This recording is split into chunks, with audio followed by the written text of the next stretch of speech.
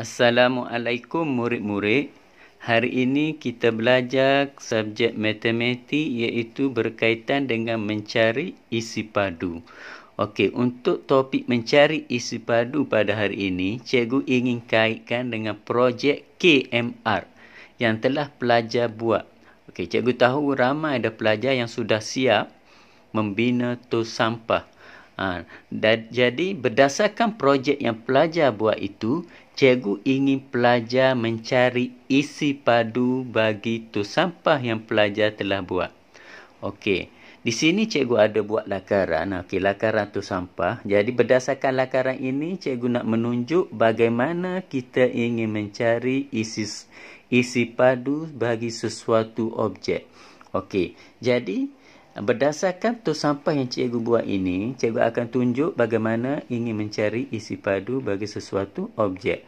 Okey, yang pertama dalam mencari isi padu, pelajar perlu mengukur. Yang pertama sebab pelajar tahu untuk mencari isi padu, formulanya adalah formula dia adalah panjang, darat lebar, darat tinggi. Isi padu panjang, darat lebar, darat tinggi. Okey, di mana panjang, di mana lebar, di mana tinggi? Okey, cikgu tunjuk pada gambar aja. Okey, kita tengok. Okey, untuk mendapatkan isi padu, cikgu cakap tadi panjang. Okey, ni panjang. Kalau katalah tos sampah pelajar tu dalam bentuk segi empat, dalam bentuk kubus, dalam bentuk kubot, pelajar boleh kira. Ini isi padu yang cikgu cakap tadi, panjang, darat lebar, darat tinggi itu adalah rumus bagi isi padu melibatkan gambar rajah bentuk kubot, bentuk kubus. Jadi bila objek pelajar tu dalam bentuk kubot ataupun kubus, pelajar akan mengira menggunakan panjang. Ini panjang, darat dengan lebar, lepas tu darat dengan tinggi. Jadi maknanya pelajar kena ukur berapa panjang tos sampah pelajar tersebut, darat dengan lebar berapa lebar, lepas tu darat dengan tinggi. Jadi pelajar kena ukur lah panjang berapa, lebar berapa, tinggi berapa tos sampah pelajar. Jadi bila pelajar dah ukur, pelajar pun darat panjang, darat dengan lebar, darat dengan tinggi. Maka dapatlah isi padu bagi tos sampah pelajar. Dan ada juga di antara pelajar yang buat tos sampahnya dalam bentuk silinder, macam kepala yang cikgu buat ni. Ni cikgu buat ni, tos sampah cikgu ni cikgu buat sebenarnya robot. Ni kepala ni dalam bentuk silinder.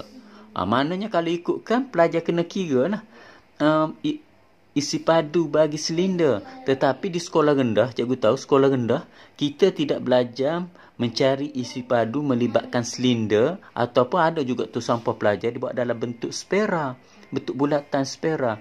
Dan untuk mencari isi padu bagi spera ataupun silinder untuk sekolah rendah memang tak belajar, sebab formula dia pun agak tinggi.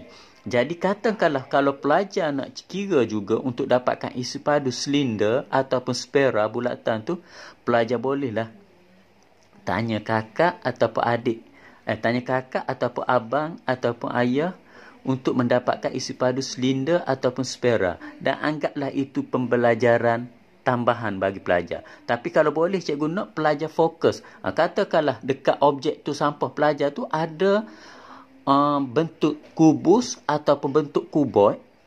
Bentuk kubus atau bentuk kubot, pelajar cuba dapatkan dulu isi padu untuk dapatkan kubus dengan kubot tu. Supaya pembelajaran pelajar pada hari ini untuk belajar kemahiran mencari isi padu tercapai. Katakanlah kalau pelajar nak, katalah tos sampah pelajar tu semua dalam bentuk silinder.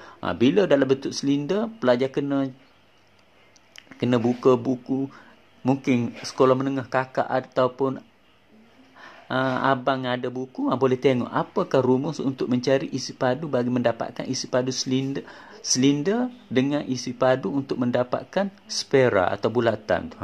Tapi kalau ikutkan sekolah rendah memang kita tak belajar lagi. Tapi untuk dipanggil ilmu tambahan.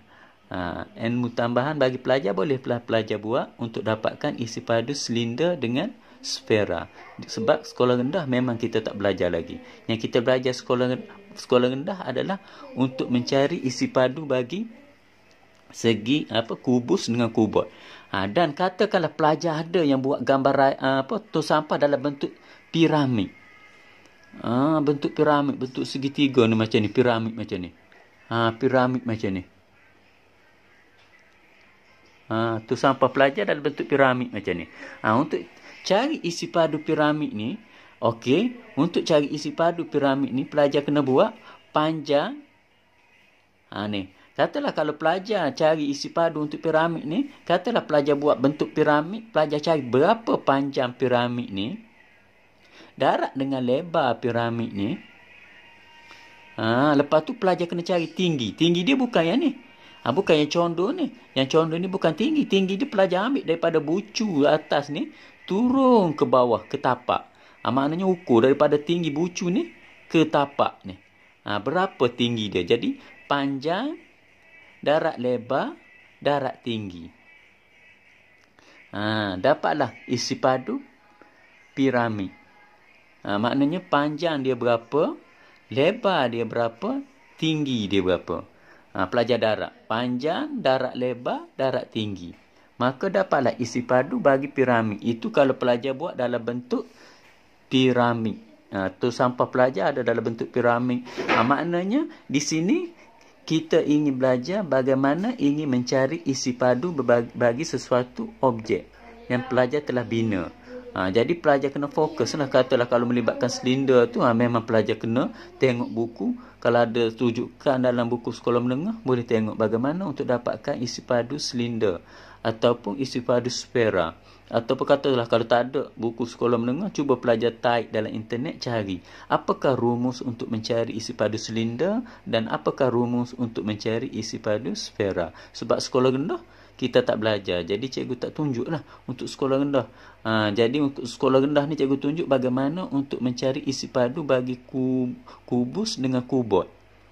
Kubus dengan kubot, lepas tu piramid ni pun cikgu tunjuk untuk tambahan. Maknanya piramid tak ada susah juga, senang je juga piramid. Maknanya pelajar ukur berapa panjang dia, berapa lebar dia, lepas tu tinggi dia ni berapa, darat.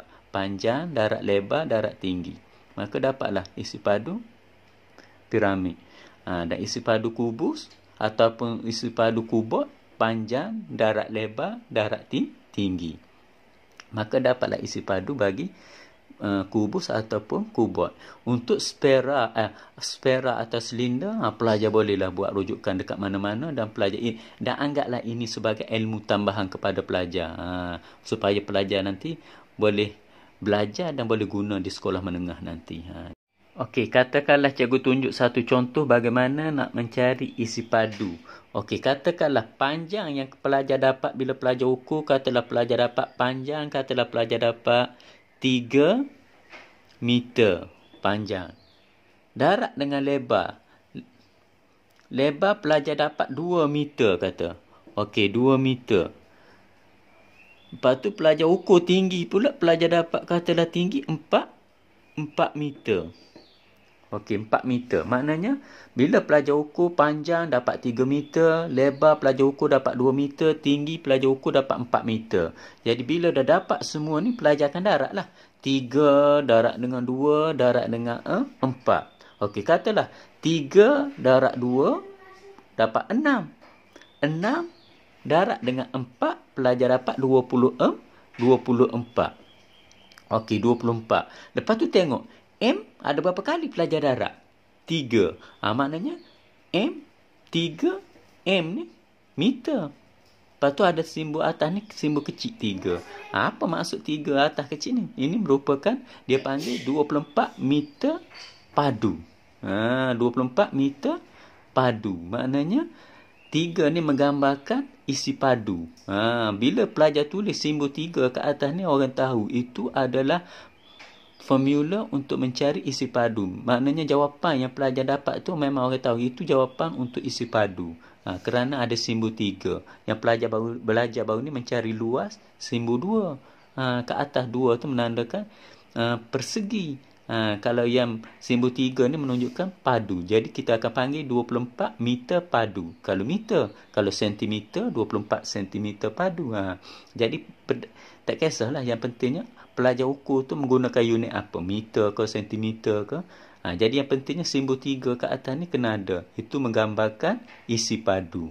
Ini adalah satu contoh bagaimana untuk mendapatkan pengiraan bagi isi padu. Okey.